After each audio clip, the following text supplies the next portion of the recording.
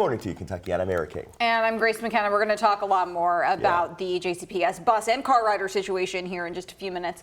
But we want to get you over to meteorologist Christina San Juan for a look at the weekend ahead. Christina. Yeah, good morning, guys. Well, the weather isn't going to be getting in the way of any of those plans for sending your kiddos off to the bus stop or your commute on to work this morning. In fact, it's feeling rather comfortable, especially over in southern Indiana, where we're checking in at 64 in Madison as well as Paoli. It's at 72 right now in Louisville. Then we're on either side of 70 degrees farther on down to the south. You're at 66, feeling nice this morning in Hardinsburg. But as you do send the kiddos off to the bus stop, no bad weather to worry about at all. We'll have that sunshine around from start to finish. A really bright start to the day. Temperatures only falling down into 70 degrees and eventually going to be climbing into the middle 80s, which actually is going to be quite a bit cooler than what the last several weeks have been. A really nice day in store area wide, really. We have some lower 80s topping out there in southern Indiana, and then we'll probably end up right around 85 degrees or so in Bardstown, 87 today in Springfield, Kentucky. So again, not quite as hot. And one thing you will notice is that lower humidity, making it feel quite comfortable outside. And we'll actually keep this up and really improve, if you ask me, going into this weekend. 81 on Saturday, followed by some more lower 80s on Sunday. That's the coolest weekend we've had since early June in Kentucky. And so if you don't already have those outdoor plans, I highly recommend making those because it's simply not going to be lasting for us. I'll tell you what to expect next week coming up here in just a bit. But right now, we do want to get you out on the road where it's actually very, very quiet for us. So far, so good on this Friday morning commute. Lots of green across the map. Do keep in mind that the Sherman-Minton westbound is closed, but the wider view of the Louisville metro area is showing you that everything is smooth sailing so far this morning. All right, Christina, thank you so very much. It is day 2 for JCPS and follows a pretty successful day 1. After overhauling its transportation plans, the district says the last student was dropped off by 7 last night, which was 30 minutes earlier than estimated. It's also a big improvement from last year when some students got home close to 10 o'clock at night. Yeah, now the biggest issue of day 1 was what you're seeing here, long car rider lines. This is No Middle School, one of the magnet schools which lost bus transportation. From our Sky 11 drone, you can see the lines snaking through neighborhoods and clogging up traffic. WHAS11's Taylor Woods and photojournalist Elijah McKenzie spoke with frustrated JCPS parents. Parents waited in long car rider lines wrapped around No Middle School 30 minutes to an hour before dismissal. And that's why I got here early to try to avoid that. I have another child to pick up. It took Kaylee Bell an hour just to get through the line Thursday morning. She says there were 3 car rider lines at No Middle School since students were being dropped off and picked up by grade levels. There's no direction really on which route everybody should take to get to their pickup and drop-off points.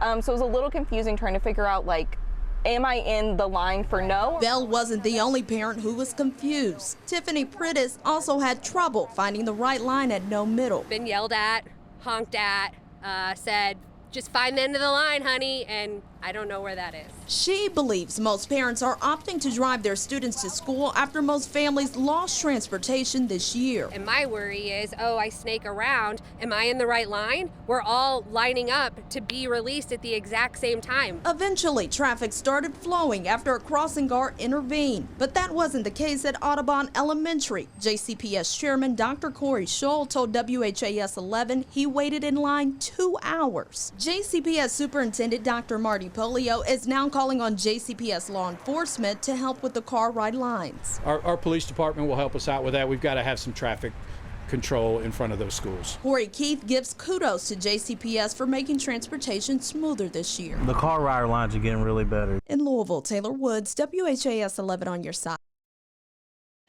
Because of the transportation cuts this year, some families driving their students will receive a gas stipend. The district says the majority will get $5 a day, while free and reduced lunch families will get $10 a day. Exactly how much you get depends on how many students are in your family and what school they go to. There will be no stipend for absent days. JCPS says sign-ups for the stipend program will begin sometime this month, though an exact date hasn't been released. Payments are scheduled to start the week of September the 9th. Although JCPS saw shorter bus delays yesterday, there were some parents who say they had to wait 30 to even 40 minutes for their kids to be dropped off. But still, they're optimistic how times have improved this year. 30 minutes is nothing compared to what we dealt with last year. If they can, get that down 20, 10 on time in the next couple of weeks, I'll be pretty happy. Overall, most JCPS parents we spoke with were happy about the bus transportation, especially over what they dealt with last year. Some said using the bus tracking app Edulog did help. JCPS says 98% of students were dropped off by 6:30 last night. As you'd expect of us, we'll continue to track bus times and potential improvements to car rider lines today. You can look for updates in the WHAS 11 News app and on WHAS11.com. We turn now to a major update in the Crystal Rogers case. One of the men charged in connection to her disappearance has fired his attorney.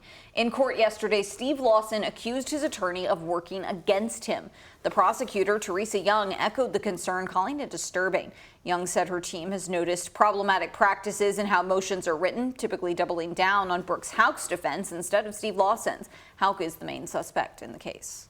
Mr. Lavin had been meeting with Brooks Houck's attorneys behind his back. It's come to my attention. I don't think I'm not trying to knock nobody. My attorney's doing his job for me anymore. I can't use his, I don't know what you call it, his counsel anymore, sir. I'm sorry. I can't use his counsel anymore, sir. Okay, are you saying that you're wanting a different attorney? Yes, sir. That's exactly what I'm saying, sir. Okay. I'm sorry that I didn't make myself clear. Lawson's attorney, Ted Lavitt, quickly left the courtroom at the end of the hearing, not taking any questions from reporters. The judge asked for a public defender to be ready to represent Steve Lawson at the next hearing, where they'll once again try to push this case forward.